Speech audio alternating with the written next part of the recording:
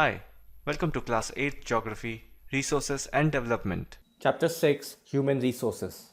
So, here is the brief content as to what we will be reading in this chapter. So, just go through it. So, let's begin. What is human resource? When a human is regarded as a significant asset in terms of skills and abilities, that is called human resource. Now, to preserve that skills and abilities, human need to be healthy, educated and motivated. People develop resources as per their requirements. I mean, you have the right to become whatever you want to, but the foundation of your becoming is primarily based on health, education and motivation. If you're healthy and you receive the right education and you're positively motivated, then you are considered as a human resource. Human resources are not equally distributed around the globe. They differ in their educational level, age and sex. Now this is pretty evident. If you see, the average age of an Indian is 28 years. China is at 37, USA is at 36 and Japan is at 48. It clearly means that the age of their working population is a lot different than ours, and that would also bring differences in experience and productivity, and ultimately that can determine nation's economic growth.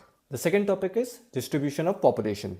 So the way in which people are spread across the earth's surface is known as the pattern of population distribution. The word patterns refer to the way people are distributed around the world. It is totally uneven. That is, there is no set amount of people same in two places. So if you see, there are a lot of places which are very crowded, and then there are places which is sparsely populated, which means very less people stay there. So mostly the crowded areas are South and Southeast Asia, Europe, Northeastern North America. Another factual thing is that more people live in north of the equator than south of the equator. So if you see, there are not many countries which are below the equator. Countries such as Chile, Argentina, South Africa, Australia, Brazil, Namibia, Botswana, Mozambique and Madagascar. If you combine the population of these countries, they are not more than the population of the countries that are above the equator line. And if you look at this diagram, you can see most populated countries in the world. So China leads the way, followed by India, USA. So you just have to remember first 3 or 4, and maybe, at the end you can just remember Russia, Japan, because these are some developed nations. So just have a look at this. You don't have to remember everything.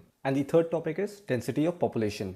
Population density is the number of people living in a unit area of the Earth's surface. I'll explain it in simpler sense. Population density is always expressed in per square kilometer or kilometer square. Both are same. Consider a distance between A to B as 1 kilometer. The total number of people staying in this 1 kilometer piece of land is called as population density. Now the next question that comes in your mind is, how do we calculate the density of population? The most common way is to divide the total population of an area by the total land area. Population count is collected from census and land area is collected from local municipality, and then you can divide both of them to get the population density. South Central Asia followed by East and Southeast Asia has the highest density of population. So these are the South Central Asian countries. In case you didn't know, just have a look at them.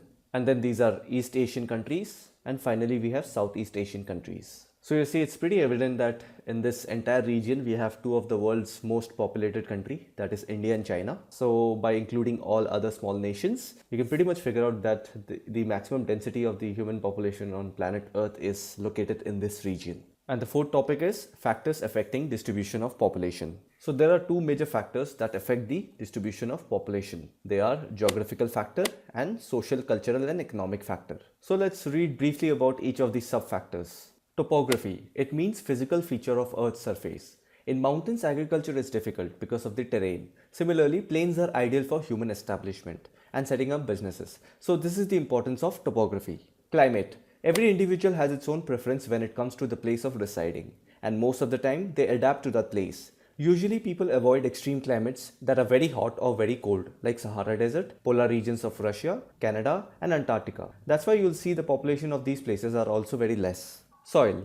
Since more than 50% of the world population is dependent on agriculture, and agriculture is perfect near plains where the soil is rich and plains are formed by running rivers, so you see there is a connection. Water. Freshwater level is high near river valleys, and it is no surprise that people prefer where water is plenty. Minerals. Places that are rich in minerals will have industries located near to the resource. Hence, where there is industries, you will need manpower for work. Hence, employment, and that would lead to human settlement. Now coming to the socio-cultural and economic factors. Social factor is a predominant factor today. You see, the land, house, property value is determined by the development of the nearby area. If you have public facilities like hospitals, schools, malls, human settlement increases near that area.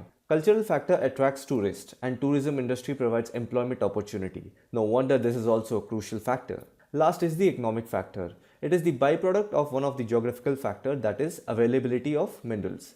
Places that are rich in minerals will have industries located near to the resource. Hence, where there is industries, you will need manpower for work, hence employment, and that would lead to revenue generation and economic development. And the fifth topic is population change. The population change refers to change in the number of people during a specific time. I'll explain this entire paragraph in a simple animated story form. If you prefer reading, you can pause to read. World population is not stable, it's increasing. When we say not stable, it is actually due to change in the number of births and deaths. Till 1800, population grew slowly. Large number of babies were born, but they died early because of no proper health facilities, though hospitals were there since 7th century, but no proper vaccines were discovered which could prevent infant mortality. Sufficient food was not available. Farmers were not able to produce enough to meet the food requirements of all the people. As a result, the total increase in population was very low. In 1820, the world's population reached 1 billion. 150 years later, in the early 1970s, the world's population reached 3 billion. This is often called population explosion. In 1999, less than 30 years later, the population doubled to 6 billion. The main reason for this growth was that with better food supplies and medicines, deaths were reducing, while the number of births still remained fairly high. We measure births by using birth rate. What is birth rate? It is the number of live births per 1,000 people. So remember, always divided by 1,000. And deaths are usually measured by death rate. Again, you have to divide by 1,000 people. Number of deaths by 1,000 people. Now this term migration, it is the movement of the people in and out of an area. So remember that moment when you have to go to college from school or switch between two colleges, you have to have a migration certificate. So that certificate keeps a track of the movement of students in and out of an institution. So what causes the population to change? It is the number of births and deaths that happen. Because population is nothing but people. With no people, there will be no population. So if we know the number of births as well as the deaths, we can easily determine what the population is. And hence the difference between the birth rate and the death rate of a country is called the natural growth rate. Migration is another way by which population size changes. Obviously, when people move from one place to another, the place that the people move to, there the population will increase. So people may move within a country or between countries. So here I want you to understand these two terms, emigrants and immigrants. So the difference is one having E and the other having I. I want you to look at this picture and it will be pretty evident as to what I mean. So emigrant means departure. So you see in both the term emigrant and departure, E is common. So just remember it that way. If it is E, then it has to do with departure. Departure means leaving. So when you're leaving India and going to abroad, you are an emigrant. And then immigrant on the other hand, which is I, that means arrival. That means coming. So when you leave India and go to abroad, when you arrive in the airport of the respective country that you go to, there you will be treated as an immigrant. So immigrants are people who leave a country, and immigrants are those who arrive in a country. So you see United States of America and Australia have gained a lot of immigrants because a lot of people go to developed nation to work or improve their life. And on the other hand, Sudan is an example of a country. So if you see, a lot of Sudanese in India are extremely high. So this was an example of international migration. So migration can be domestic as well within a country. In a country like India, a lot of people move from rural to urban areas in search of employment, education and health facilities.